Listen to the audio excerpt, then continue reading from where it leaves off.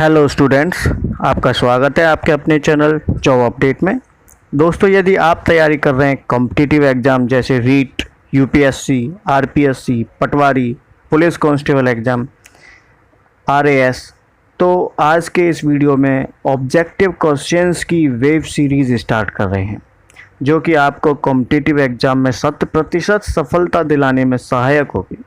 अतः दोस्तों, यदि आप इस चैनल पर नए हैं तो हमारा चैनल सब्सक्राइब कर लें और नोटिफिकेशन बेल ऑन कर लें, जिससे आपको हमारे रेगुलर जीके सीरीज़ के अनदर वीडियोस कंटिन्यू मिलते रहें। दोस्तों सब्सक्रिप्शन बिल्कुल फ्री है। आइए शुरू करते हैं objective question science GK series 1। दोस्तों, आज का प्रथम प्रश्न है, बिहार में सर्वप्रथम कृषि अनुसंधान संस्थान तथा प्रशिक्षण केंद्र खोला गया। इसके ऑप्शंस आपके सामने हैं। ए ऑप्शन सबौर में, बी ऑप्शन पूसा में, सी ऑप्शन रांची में एंड डी ऑप्शन ढोली में। तो दोस्तों, यदि आपको इस प्रश्न का आंसर आता है तो नीचे कमेंट बॉक्स में कमेंट करें फटाफट। चलिए हम आगे बढ़ते हैं, इसका आंसर बताते हैं आपको। इस क्वेश्चन का आंसर है बी ऑप्शन, अर्थात पूसा में सर्वप्रथम कृषि अनुसंधान संस्थान तथा प्रशिक्षण केंद्र खोला गया। बिहार के पूसा में, बिहार में सबसे पहले कृषि कॉलेज तथा अनुसंधान संस्थान कहाँ पर खोला गया? हमारा दूसरा प्रश्न है ये। तो दोस्तों, आपने इसके ऑप्शंस आपके सामने हैं। भागलपुर में, समस्तीपुर पूसा में, या फिर सी ऑप्शन रांची में, डी ऑप्शन पटना में। दोस्तों, इस क्वेश्चन का आंसर आप कमेंट बॉक्स में फटाफट कमेंट करें। इसका आंसर है सही समस्तीपुर पूसा में। तो दोस्तों, ये दो प्रश्न बहुत ही इम्पोर्टेंट हैं कृषि अनुसंधान केंद्र के हिसाब से, और सबसे पहला कॉलेज बिहार में कहाँ खोला गया। आइए चलते हैं हमारे नेक्स्ट अनदर क्वेश्चंस की तरफ। हमारा क्वेश्चन है दोस्तों, राजेंद्र कृषि विश्वविद्यालय की स्थापना कब हुई? ये क्वेश्चंस कई बार आरएएस एग्ज़ाम्स में, यूपीएससी एग्ज़ाम्स में पूछा जा चुका है। तो इसके ऑप्शंस हैं, ए ऑप्शंस 1970 में, बी ऑप्शंस 1934 में, ऑप्शन सी 1929 में, ऑप्शन डी 1904 में। तो दो मित्रों, आपका इसका सही आंसर है सन 1970 में राजेंद्र कृषि विश्वविद्यालय की स्थापना हुई। आइए मित्रों, नए ऑब्जेक्टिव क्वेश्चंस पे चलते हैं।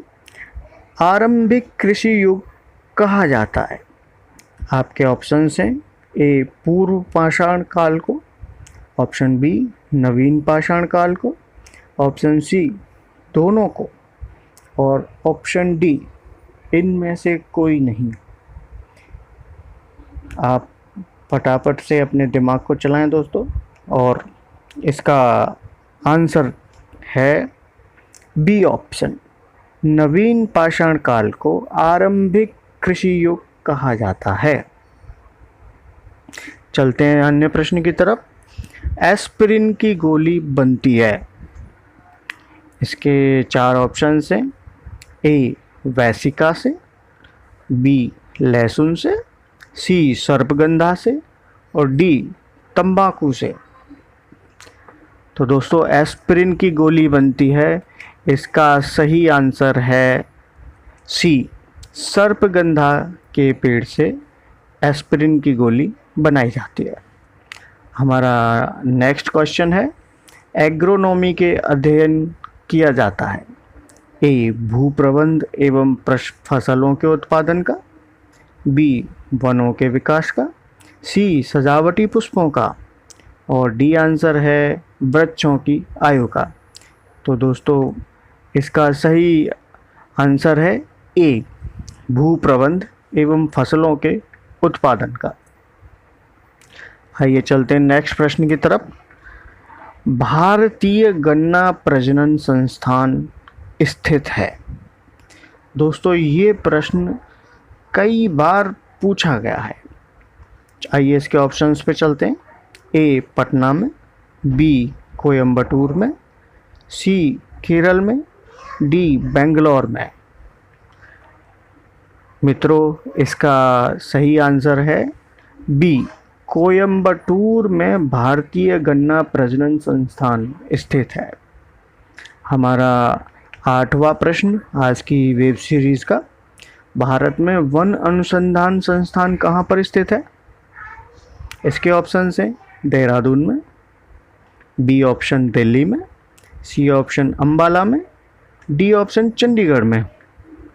प्रश्न बहुत ही कई बार ज़्यादातर कॉम्पिटिटिव एग्जाम्स में ये पूछा जाता है। तो मित्रों इसका सही आंसर है दिल्ली में, बी ऑप्शंस। आइए हमारे नेक्स्ट प्रश्न की तरफ चलते हैं। किसी किसान ने अपने खेत में सर्वप्रथम गेहूं की फसल लगाई, उसके बाद दूसरी फसल दलहन की लगाई। यह कृषि प्रणाली क्या है? तो इसके आपके ऑप्शंस हैं एक फसली कृषि, बी ऑप्शन द्विफसली कृषि, सी ऑप्शन बहुफसली कृषि, डी ऑप्शन फसल चक्रण। यदि आप लोग जानते हैं एक फसली कृषि, द्विफसली कृषि, बहुफसली कृषि और फसल चक्रण क्या है, तो सर्वप्रथम इसका आंसर हमारे कमेंट बॉक्स में ज़रूर करें। चलो मित्रों हम बताते हैं इसका आंसर। इस क्वेश्चन का आंसर है डी ऑप्शन फसल चक्रण। किसी किसान ने अपने खेत में सर्वप्रथम यदि गेहूं की फसल लगाई है और उसके बाद उसने दूसरी फसल दलहन की लगाई है, तो इसको फसल चक्रण कहा जाता है। चलो हमारा नेक्स्ट क्वेश्चन, हमारे देश में हरित क्रांति किससे संबंधित है?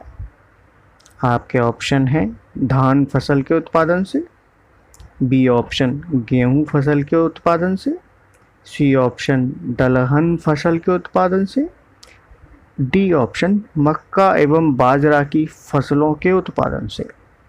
तो मित्रों इस प्रश्न का सही आंसर है बी, गेहूं फसल के उत्पादन से। नेक्स्ट क्वेश्चन, भारत में धान्य फसलें लगाई जाती हैं कुल कृषि भूमि के कितने भाग में? ये बहुत ही रोचक प्रश्न है दोस्तों। इसके ऑप्शंस हैं ए ऑप्शन 50% भाग में, बी ऑप्शन 60% भाग में, सी ऑप्शन 75% भाग में, डी ऑप्शन 95% भाग में। तो मित्रों इसका सही आंसर है क्वेश्चन नंबर 11 का सी ऑप्शन, 75% भाग में धान्य फसलें लगाई जाती हैं कुल कृषि भूमि भारत की जितनी है। नेक्स्ट क्वेश्चन मित्रों, दलहनी पौधों की आवश्यकता नहीं होती है। ए फॉस्फेट उर्वरकों की, बी नाइट्रोजन उर्वरक की, सी दोनों की और डी पोटेशियम उर्वरक की। इसका सही आंसर है दोस्तों बी ऑप्शन, नाइट्रोजन उर्वरक की आवश्यकता दलहनी पौधों की आवश्यकता नहीं होती है। नेक्स्ट क्वेश्चन है हमारा, मृदा में सूक्ष्म जीवाणु की सक्रियता निम्न ताप पर अनुकूल होती है। दोस्तों ये क्वेश्चन बहुत ही सामान्य क्वेश्चन है, लेकिन बार बार कॉम्पिटिटिव एग्जाम्स में लगातार पूछा जाता है। इसके ऑप्शंस हैं ए ऑप्शन 10 डिग्री सेल्सियस से 20 degree Celsius, B option 25 degree Celsius से 35 degree Celsius, C options 15 degree Celsius से 20 degree Celsius and D option 18 degree Celsius से 27 डिग्री सेल्सियस। ये क्वेश्चन इस साल आने की संभावना है दोस्तों। तो इस क्वेश्चन का आंसर कमेंट बॉक्स में अभी तुरंत लिखें। चलिए इसका आंसर है बी ऑप्शंस, मृदा में सूक्ष्म जीवाणुओं की सक्रियता 25 डिग्री सेल्सियस से 35 डिग्री सेल्सियस तक के ताप पर अनुकूल होती है। दोस्तों, ये हमारा प्रश्न बैंक आपको यदि अच्छा लग रहा है तो हमारी वीडियो को लाइक करें, चैनल को ज़रूर सब्सक्राइब करें। आइए मित्रों, नए प्रश्न पे चलते हैं। अम्लीय मृदा का पीएच मान होता है। इसका ए ऑप्शन है 7 से अधिक, बी ऑप्शन 7 से कम, सी ऑप्शन 7 के बराबर और डी ऑप्शन इनमें से सभी। तो मित्रों, अम्लीय मृदा का पीएच मान का आंसर है 7 से कम। आप ये तो जानते हैं मित्रों कि पीएच लेवल 7 पर न्यूट्रल होता है, 7 से कम अम्लीय होता है और 7 से ज़्यादा क्षारीय होता है। इसलिए अम्लीय मृदा का पीएच मान भी 7 से कम होता है। हमारा नेक्स्ट क्वेश्चन है, नेपियर घास है। मित्रों, नेपियर घास का प्रश्न यूपीएससी एग्ज़ाम में कई बार पूछा जाता है। इसके ऑप्शंस हैं बहुवर्षीय, द्विवर्षीय, एक वर्षीय या फिर इनमें से सभी। तो मित्रों, इसका सही आंसर है बहुवर्षीय। नेपियर घास है बहुवर्षीय। आइए चलते हैं हमारे नेक्स्ट प्रश्न की तरफ।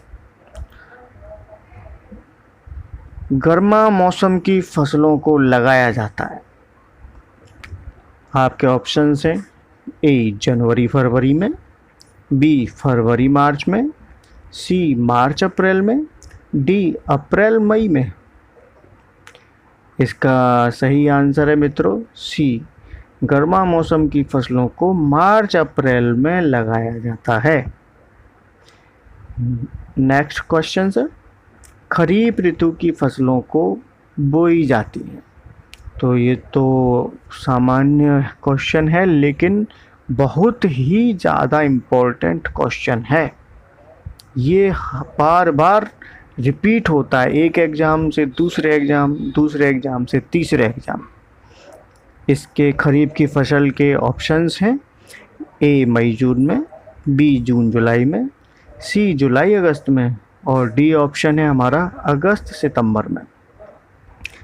दोस्तों, इस प्रश्न का आंसर है बी, जून जुलाई में खरीफ ऋतु की फसलों की बुआई की जाती है। इम्पोर्टेंट क्वेश्चन है, नोट कर लें। आइए चलते हैं हमारे नेक्स्ट क्वेश्चन की तरफ। तंबाकू एक फसल है, बताइए सर, ये तंबाकू कैसी फसल है? खरीफ की फसल, बी ऑप्शन गर्मा, सी ऑप्शन नकदी फसल है, डी ऑप्शन रबी फसल है। सो दोस्तों, इसका सही आंसर है तंबाकू नकदी फसल है। नेक्स्ट क्वेश्चन दोस्तों, लहसुआ है। ए ऑप्शन एक औजार, बी ऑप्शन एक पीड़कनाशी, सी ऑप्शन एक खरपतवार, डी ऑप्शन एक वृक्ष। तो मित्रों, इसका सही आंसर है सी ऑप्शन, लहसुआ एक खरपतवार है। नेक्स्ट क्वेश्चन मित्रों, बथुआ एक खरपतवार है जो उगता है। किस में उगता है दोस्तों? ये हमारे आस पड़ोस में, गाँव में बहुत मात्रा में उगता है। तो बहुत ही सिंपल क्वेश्चन है, लेकिन बार बार पूछा जा सकता है। इसके ऑप्शंस हैं ज्वार एवं बाजरा ए ऑप्शन, बी ऑप्शन कपास में, सी ऑप्शन धान में और डी ऑप्शन आलू में। तो मित्रों, इसका सही आंसर है डी ऑप्शन, बथुआ एक खरपतवार है जो कि आलू में उगता है।